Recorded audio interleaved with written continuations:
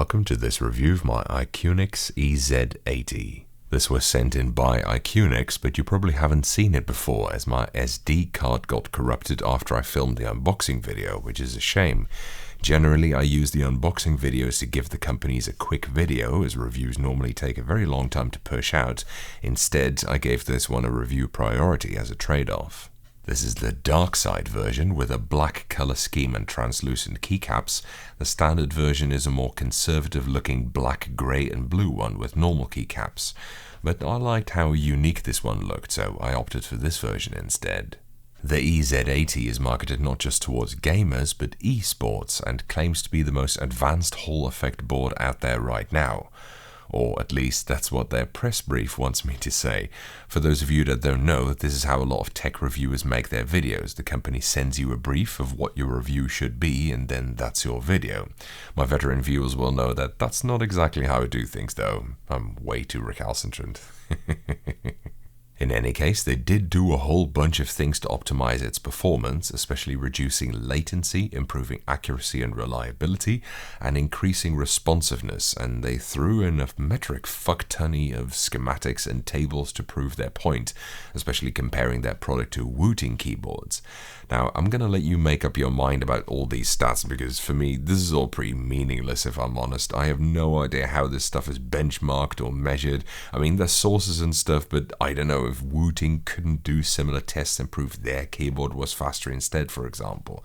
Plus, the differences, while potentially pretty significant apparently, are still in the sub-millisecond range, and as such, I really don't know that anyone could really notice this in practice. But yeah, according to their figures, this board is the fastest. The way it accomplishes this superior performance is with two things: specialized electronics and special switches, which they call X switches. This switch is exclusive to this keyboard. That said, you can also get them with regular Gateron magnetic jades, however, which I've reviewed previously. The X switch comes with a bigger magnet for greater magnetic flux and a so-called rail-to-rail Hall effect system, which means that the output voltage can be supplied from two rails rather than a single one, allowing them to use a greater part of the voltage range.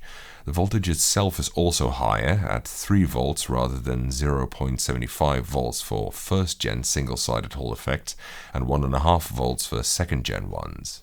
Basically, this means that the switches and sensors should be capable of better signal-to-noise ratios, higher precision and greater reliability with regards to double key presses, ghosting and missed keystrokes. It's also why they claim to be capable of smaller step sizes in actuation depth, together with the MCU they use, I guess. Because of these different electronics and bigger magnets, the X switch is not compatible with other boards, though the board itself is hot swappable with other X switches. Now, I'm not going to validate all this tech mumbo-jumbo number spaghetti. I'll leave it up to you to make up your own mind. Basically, it's designed to be able to compete at the highest level. That said, I did have an issue with this myself. I played some Beyond All Reason with my friends, and whenever this keyboard was plugged in, the game kept pausing, as if it was ghosting the pause key, and the issue disappeared when I swapped it for another board. Now, I'm not 100% sure what caused this to occur, and it doesn't necessarily have to be ghosting, but I thought it would be worth mentioning. If it was ghosting though, that would be pretty ironic, considering they claim that this board should be exceptionally resistant to things like that. Like I said, I don't know whether this what was actually occurring, but I didn't want to pretend like I had no issues with this board either. Moving on, let's look at the build quality of the board. It's an 8-piece aluminium case with very fine machining, as well as an aluminium mounting plate, so it's as tight as a drum and there's almost no flex in the case at all. The reason for this is that they wanted to make a chassis that is as inflexible as they could, because this would give input greater precision after all. If you have a floppy plate and your keys are bouncing when you type, your true stroke depth isn't going to be very accurate. Admittedly, I don't care too much about this, but it does make sense, and I get why they'd want it. That said, I think a steel or brass plate would have been a much better choice for this purpose than an aluminium one. It weighs a smidge under 1.7 kilos, and the pieces of the case are double bolted into each other. The back part is just for decoration really. I don't think that adds a lot to the design, but they did put in a sort of legs on the side. Note that these are not movable like most keyboard feet, but then again I'm not sure I've ever seen a modern keyboard with a CNC'd case with flip-out feet in them. One had magnetic stick-on ones, and I think that's about the closest thing I've seen so far. The stiffness of the chassis is compounded by two thick mats of pour-on foam, giving a reduced sound profile overall. In fact, this is one of the more dead-sounding keyboards with non-dampened switches I've heard in a while, which may or may not be your thing. Personally, I like my keyboards, even the linear ones, to make some noise. Take, for example, my office keyboard.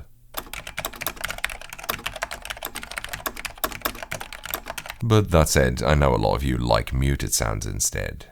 The keycaps are translucent, like I said, and I suspect they're ABS because, first of all, they dissolve in acetone, and second, they don't specify the material on their website, which almost always means it's ABS.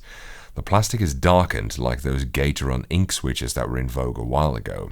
Now, the normal keycaps on that other model are PBT double shots, but with a very high PBT content of 65% apparently. I've been told the CEO himself insisted on this, as he likes the texture of PBT, to the point where they invested in their own production assembly, and as a result they make their own keycaps in-house. These translucent ones are not double shots, obviously, so I suspect they're pad printed or something similar. I asked my contact at Iqunix about it, but he's not responding, unfortunately. I must admit I do like the look of the keyboard like this. The RGB is pretty good, with smooth colors and good mixing, and perhaps the translucent keycaps help a little bit there, and the chassis' all-black look is slick to the point of looking evil. Even without the backlight, I think it looks quite kick-ass, like some sort of space monolith from 2001. Personally, I really like this shade of blue-green on it too, though just plain red is also very nice. Nice. The switches themselves also feel pretty good, though they have an interesting weighting profile. They have a preload of 36 grams and bottom out at 48, so the trajectory is very flat indeed, and they have a 3.5mm throw. This makes them feel quite light, though not as light as you're probably thinking. They are quite smooth though, and nice to use. It's a pretty natural feeling, even if it's not quite the same as what you're probably used to in contactless switches. They make a claim that their switches are very stable. I must say, yeah, maybe. They do wobble a bit, of course, but yeah, it is possible that they're a little bit more stable than MX switches. I know some of you take wobble very seriously. Personally, I don't think about it at all unless it's really obnoxious, but, you know, to each their own. That said, if stability really is extremely important to you, you should probably be looking at Space Invaders or something instead. These MX architecture switches are never going to be able to top that. As well as a whole bunch of presets that are apparently used by Valorant players, so I guess that's what this keyboard is trying to cater to. Which is a daring move, I gotta admit. I mean, I collect keyboards, that's a pretty embarrassing hobby, but Valorant? Really?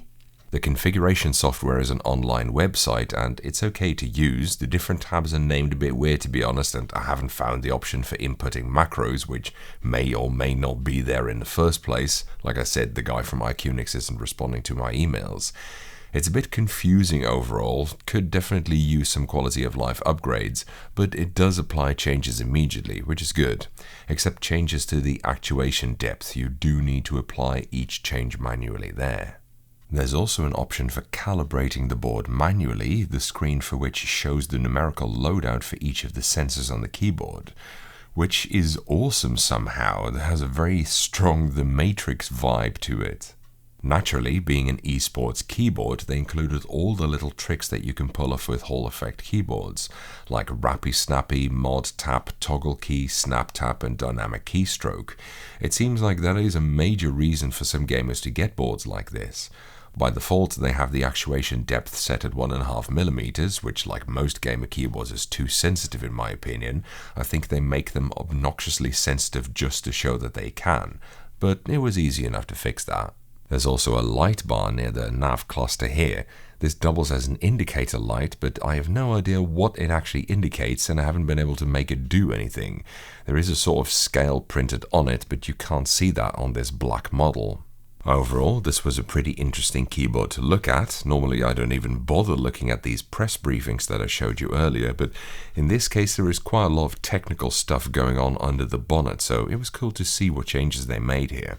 I think the Hall effect switches caught on enough that competitors are now trying to vie for its crown, which is also why some alternative technologies like inductive and TMR are starting to emerge, and this rail-to-rail Hall effect setup may also become a standard thing in the future. I really like these developments, as Hall effect keyboards are typically very good, so it's pleasing to see it catching on and becoming more widely available, as well as sparking more innovation. On the board's price, it's about €250 with an extra tenner for this dark side model.